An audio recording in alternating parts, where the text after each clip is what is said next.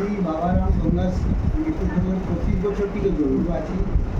প্রথম বাবারাম গঙ্গারাম সেবা সমিতির বিভিন্ন রাজস্থানে পঞ্চদেব মন্দির নির্মাণ হলো, ওখান থেকে ধার্মিক অনুষ্ঠান শুরু হলো। তারপর কলকাতায় এই সংস্থা নানা রকম প্রোগ্রাম, বছরে 3 প্রোগ্রাম করতে স্টার্ট করেছে।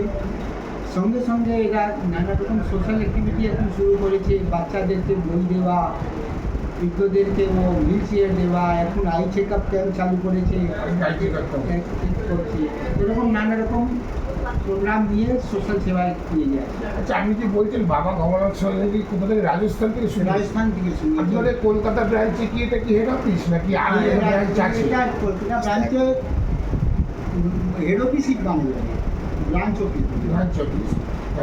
এছাড়া এখানে এই কুমারটুলি ছাড়া আর কোথাও কোথাও কি আপনার সংস্থার ব্রাঞ্চ আছে? কুমারটুলি ছাড়া অফিস কার্যালয় এটাই। আচ্ছা। আমরা অনেক নানা রকম জায়গায় প্রত্যেক 3টা প্রোগ্রাম করি, কখন হাওড়ায়, কখন কলকাতায়, নানা রকম জায়গায় করি, তাতে লোককে জড়িত করতে পারি, সবাইকে মিলিয়ে করতে পারি।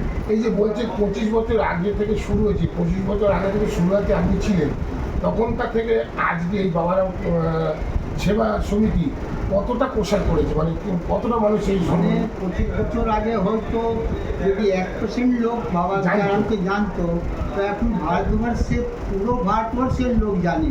বাবা গঙ্গারাম নামে বললেই ভারতবর্ষে বাচ্চা বাচ্চা উঠতে পারবে, এরকম প্রচার হয়ে গেছে। আজকে যে এখানে অ্যাক্টিভিটি হচ্ছে, বিল আইটেম থেকে শুনলাম যে চক্ষুর পরীক্ষা শিবির এবং ছানি অপারেশনও করেছেন। আপনার কি মতামত এবং দর্শকের উদ্দেশ্যে আপনি কী বলতে চান? দেখেন, লোককে রোশনি দেওয়ার থেকে বড় কোনো সেবা নেই। না, চক্ষুদান। চক্ষুদান, তো এখানে চক্ষুদানে যে উদ্দেশ্য নিয়ে আজকে সেবা করা হচ্ছে, যাতে যারা লাভ পাবে তারা যদি সংসারকে দেখতে পাবে নিজের চোখে, তো এর থেকে বড় আনন্দের কী কথা আছে।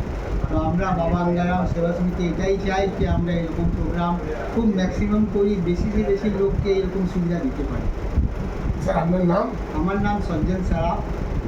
বাবা গঙ্গানাথ সেবা সমিতি কী পোস্টে আছেন? আমি বাবারাম গঙ্গা সমিতির মেম্বার আছি। আচ্ছা, ঠিক আছে, থ্যাংক ইউ।